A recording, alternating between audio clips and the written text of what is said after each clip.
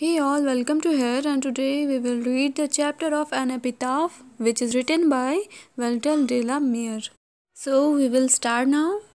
तो पहले हम पोइट के बायोग्राफी के बारे में जानते हैं, उसके बाद पोएम के अर्थ को समझते हुए इसके समरी की ओर बढ़ेंगे और उसका भी अर्थ समझेंगे. Okay. Walter de la Mare is a born of 1873. इनका जन्म 1873 में हुआ था और इनकी मृत्यु 1956 में हुई थी. इनका जन्म एक विलेज में हुआ था जिसका नाम चार्टलोन है, जो इंग्लैंड में स्थित है. सबसे इम्पोर्टेंट चीज़ ये है इसमें कि ये जो पोएट हैं ये 20th सेंचुरी के हैं और उन्होंने क्वीन एलिजाबेथ सेकंड, एक हिस्ट्री की बुक में आप पढ़ोगे इनके बारे में, तो उनके द्वारा इन्होंने ऑर्डर ऑफ मेरिट को रिसीव किया है. कितने सन में? 1954 सन में. ओके. तो अगर एग्ज़ाम में आएगा तो आप इसे बता सकते हो कि क्वीन एलिजाबेथ सेकंड के द्वारा इन्होंने 1953 में ऑर्डर ऑफ मेरिट रिसीव्ड की. तो फ्रेंड्स, एग्ज़ाम के व्यू से अगर जितना आता है मैं उतना आपको पोइट के बारे में बता देती हूँ. इसके अलावा और कुछ भी नहीं आने वाला है एग्ज़ाम में, क्योंकि इनके इस चीज़ के अलावा यहाँ पे केवल उनके स्टोरी के बारे में दिया है कि उन्होंने क्या किया लाइफ में क्या नहीं, तो इसके बारे में नहीं पूछा जाता. आपको केवल उनके सन, जिस सन में उन्होंने किसी भी चीज़ की उपाधि धारण की या फिर कुछ भी रिसीव किया या फिर कुछ भी उन्होंने रचनाएं की, तो उनके बारे में पूछा जाता है. तो इनकी रचनाएं जो इम्पोर्टेंट नहीं होती और एग्ज़ाम में भी नहीं आती हैं, पर ये एलिजाबेथ वाला जो मैंने बताया है वो आती हैं एग्ज़ाम में.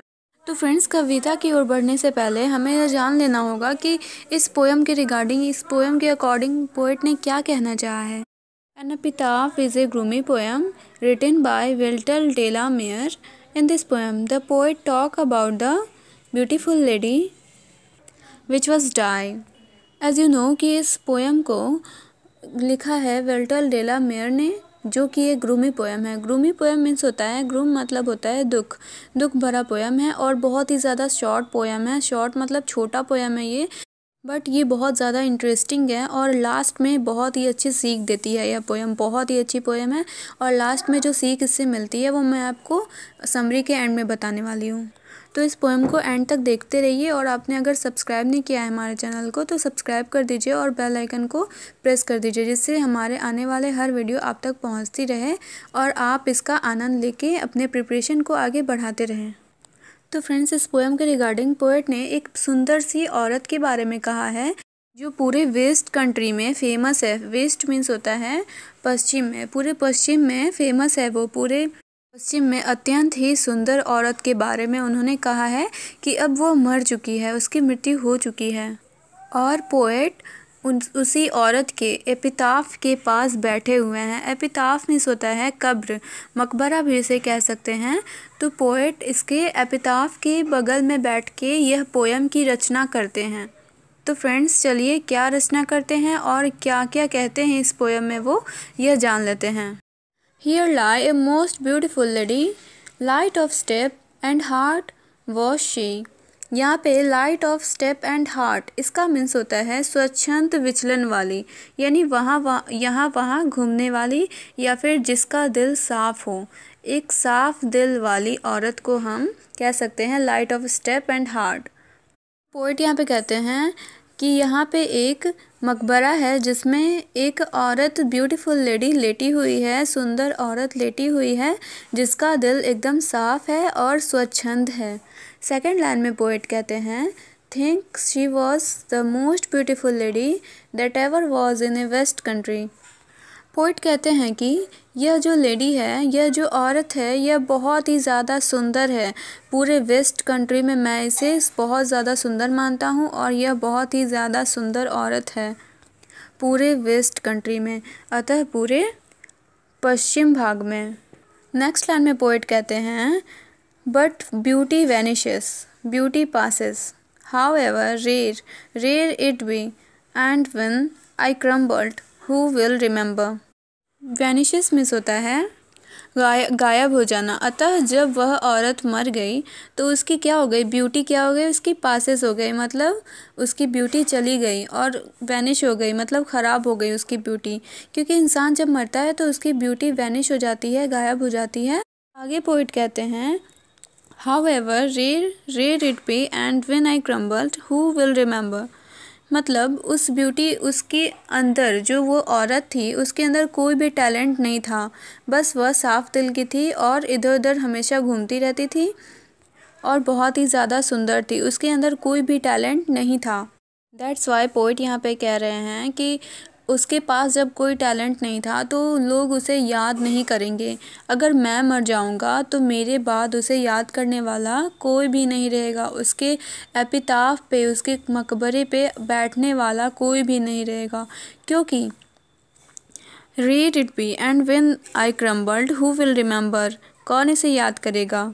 This lady of the west country, इस वेस्ट कंट्री में जो रहती है ये लेडी, पश्चिम भाग में रहती है जो लेडी, पश्चिम देश में, तो उसे कौन याद करेगा। क्योंकि जब इंसान मर जाता है तो उसके टैलेंट को केवल लोग याद रखते हैं, ना कि उसके ब्यूटी को।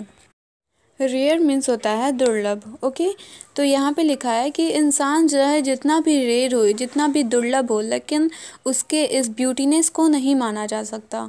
उसके अंदर जब कोई टैलेंट ही नहीं है, केवल कुट कुट के रेयर भरा है को, या फिर कह सकते हैं ब्यूटीनेस उसके अंदर भरा है और टैलेंट ही नहीं है, तो वो इंसान, उसकी जो ब्यूटी है वो वैसे ही वैनिश हो जाएगी, ज़िंदा ही में वैनिश हो जाएगी। तो अतः यहाँ पे पोइट कहना चाहते हैं कि उसे याद करने वाला अब कोई नहीं रहेगा। जब मैं मर जाऊंगा जिस दिन, तो उस दिन के बाद इस लेडी के आगे, इस लेडी के एपिताफ पे, इस लेडी के मकबरे पे आने वाला कोई इंसान नहीं रहेगा। क्योंकि लोग केवल इंसान के जीवित रहने तक ही उसे याद रखते हैं। उसके मर जाने के बाद केवल उस इंसान के टैलेंट को ही याद रखा जा सकता है, ना कि उसके ब्यूटीनेस को या फिर उस इंसान को। तो आई होप ये चैप्टर आपको अच्छे से समझ में आ गया होगा और कम टाइम में आप लोगों को समरी और पोएम दोनों ही समझ में आ जाएगा। मेरा यही है एक एम कि आप लोगों को कम टाइम में दोनों चीज़ समझ में आ जाए, पोएम का अर्थ भी और समरी भी। और यह दोनों अगर आप अच्छे से समझ लेते हो तो आप लोगों को एग्ज़ाम क्रैक करने से और फर्स्ट आने से कोई नहीं रोक सकता। तो चलिए फ्रेंड्स, इसके आगे हम समरी की ओर बढ़ते हैं। इवेंचुअली मैं आप लोगों को एक चीज़ बताना चाहती हूँ कि समरी जो है उसे याद नहीं किया जा सकता, उसे आप अपने मन से बना के भी लिख सकते हो। जैसे मैंने इससे पहले वाले वीडियो में song of my self chapter name है, उसमें मैंने बता रखा है, तो आप लोगों ने अगर नहीं देखा होगा तो उसे ज़रूर देखें। और मैंने उसमें एक ट्रिक नहीं बताया, उसे एक स्टेप बताया है, स्टेप वाइज बताया है। अगर आप उस स्टेप को फॉलो करके लिखोगे तो आप लोग बिना ट्रिक के अच्छे से ही रिमेंबर कर सकते हो इस समरी को। तो चलिए बढ़ते हैं समरी की ओर। An epitaph is a gloomy poem written by Walter de la Mare. तो विच मैंने आप लोगों को पोएम स्टार्ट करने से पहले भी ये बता रखा है कि यह एक ग्लूमी पोएम है, यानी एक दुखद भरा पोएम है। आगे है, in this poem poet talk about a beautiful lady. She was a most beautiful lady of west country, but after her death her beauty was vanish.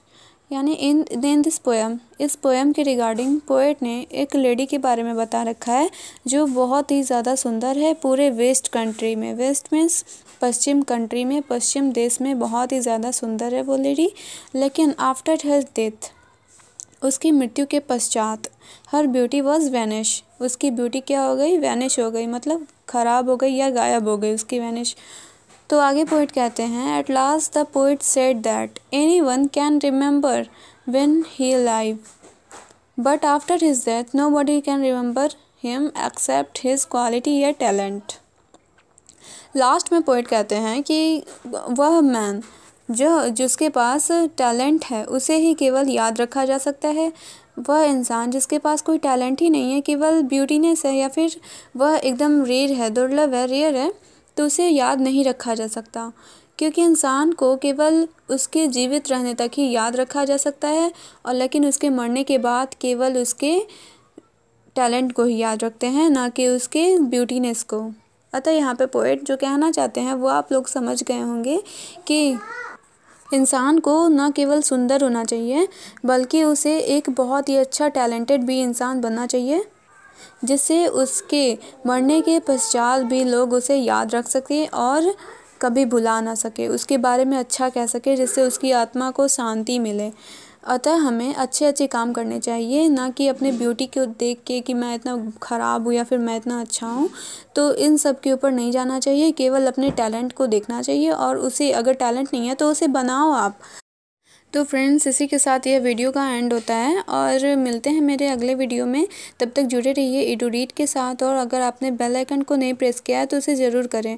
इससे ही आपको अगले नोटिफिकेशन आ सकते हैं, जिसमें आप लोगों को इम्पॉर्टेंट चीज़ मिलेंगी जो आपके लिए बहुत ही ज़्यादा लाभदायक हो सकती है। तो मैंने इस वीडियो की रिगार्डिंग अपने वीडियो में मैंने बस यही चाहा है कि मैं कम टाइम में आप लोगों तक अच्छे और ज़्यादा नॉलेज पहुंचा सकूं।